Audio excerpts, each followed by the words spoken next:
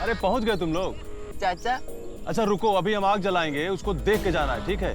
विधि होता है। चाचा आग मत जलाइएगा, हमें बहुत डर लगता है, हम नहीं देखेंगे। इसमें डरने का क्या बात है?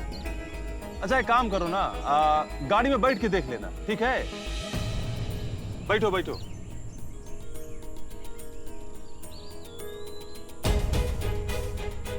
अभी रागिनी और अनुराग पता नहीं कहाँ रह गए।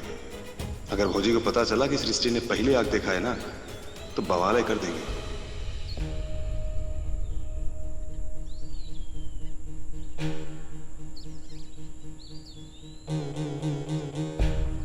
ब्रिजभान बाबू, जल्दी आग जलाइए, वैसे भी काफी देर हो चुकी है। अभी हमें घर में वधू प्रवेश का पूजा भी करना है। अरे का पांडे जी, धीरज रखिए ना। दो लड़कन का शादी हुआ है कि नहीं, तो बड़ी बहू को इंतजार नहीं करेंगे? जिसके भाग्य में अग्नि दर्शन लिखा हुआ है वो तो पहले ही आके बैठी हुई हैं। वैसे ही पूजा का मुहूर्त निकला जा रहा है, जलाइए जलाइए अग्नि। मतलब पांडे जी मुहूर्त का बंदूक दिखा के कौनो भी काम करवा लेते हो ना?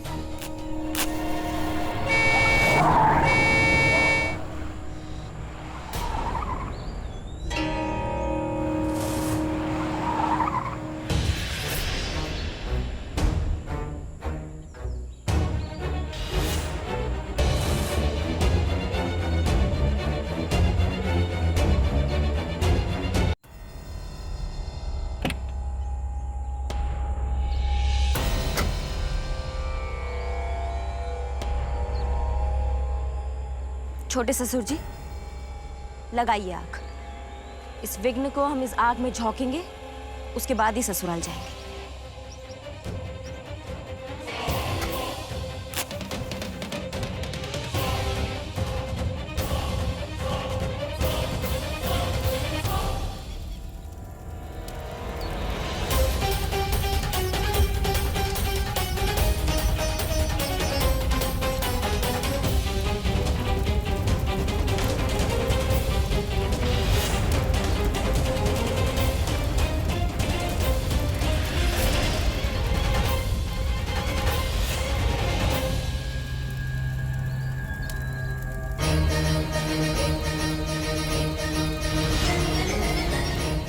चलिए भैया, इनको आग से डर लगता है।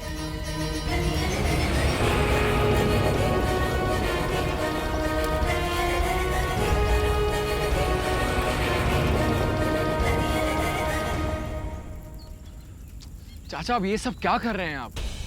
ये विघ्न बाधा को आग जलाने की विधि है, जो हमें लगता है हमारा विघ्न ठीक से जला नहीं। तुम चिंता ना करो, भूखा है ना ये विघ्न बाधा भगाने का। भौजी और भी बहुत सारा विधि जानती है। अब चलो, दरवाजा में सब वेट कर रहा है।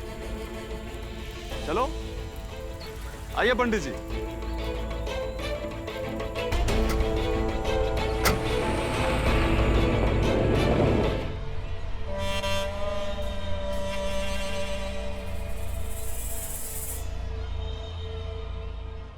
कहां से आ रहे हैं?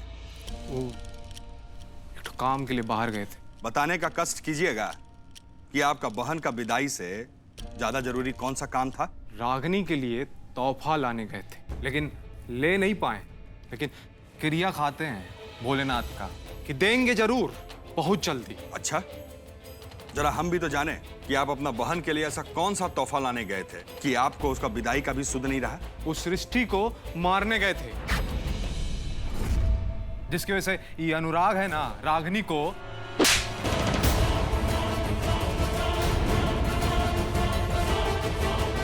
अरे मूर्ख, वो लड़की मरेगी ना तो विद्वान सिंह के घर में मातम होगा, और जिस घर में मातम होगा वहां आपका बहन खुश रह सकती है। वैसे एक बात बताइए, कहां गए थे आप वो लड़की को मारने के लिए? उसके बाप के घर, लेकिन ऐन मौके पर वो हरिहर सिंह आ गया वहां। पुरुषोत्तम वकील का घर में वो हरिहर क्या कर रहा था? हमको क्या पता?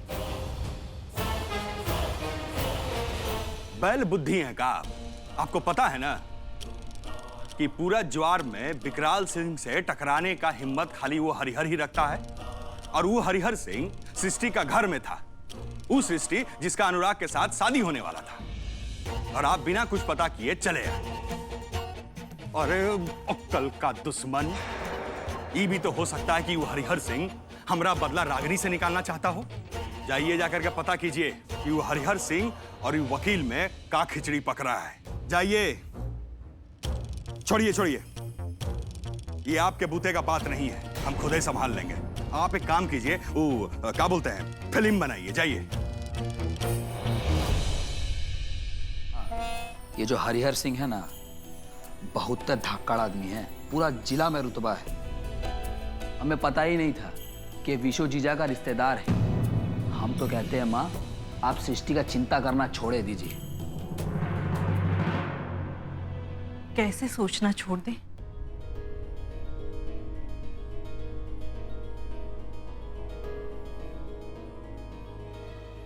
हम इस दुनिया की सबसे खराब माँ है, जो अपनी बिटिया के लिए कुछ भी नहीं कर पाए। हमारी एक कमजोरी की वजह से हमने हमारी फूल जैसी सृष्टि को पत्थर बना के रख दिया है। ना ही वो हंसती है और ना ही अपने आंखों से आंसू बहाती है। आपका कलेजा नहीं दुखा उसे देखकर?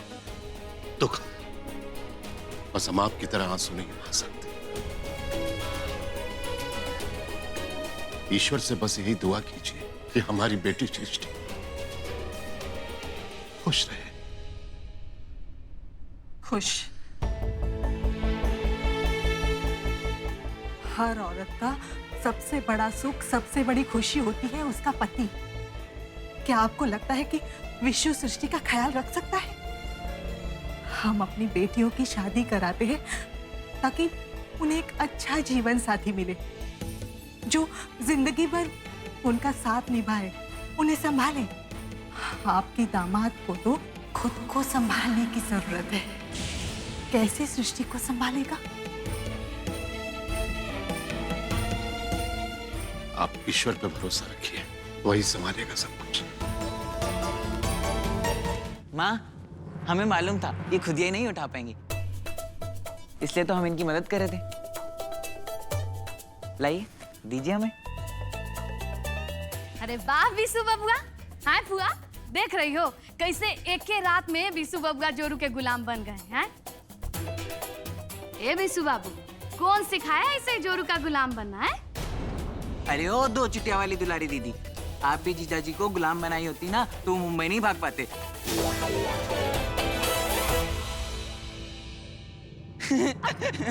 देख रही हो फुआ, हाँ? आज तक की लड़का कभी हमारे सामने जुबान नहीं खोला था। जाने एक के दिन में का कान में फूंक दी है कि हमको ऐसे कर रहे हैं विशु बाबू। हमारे ससुराल में कोई हमसे ऐसे बात नहीं करता था। विशु बाबू हमको ये सब सुना रहे हैं। हमने किसी को कुछ नहीं सिखाया है दुलारी दीदी।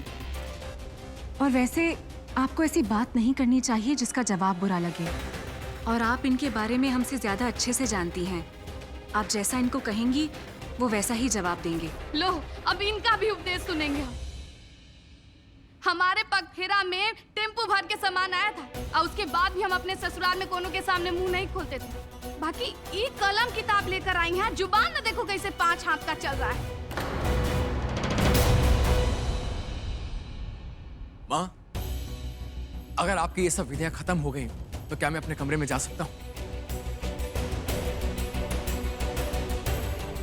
हाँ बेटा, तुम जाओ अपना कमरा में आराम करो। है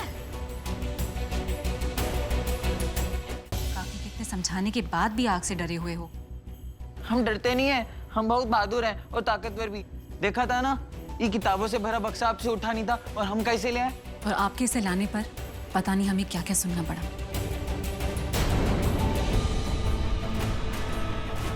ससुर के नाती तुम्हारे सामने हमारे बाबूजी के दिए सामान को आग लगाने का बात कर रहे थे और तुम खड़े खड़े चूहे की तरह साला तमाशा देख रहे थे।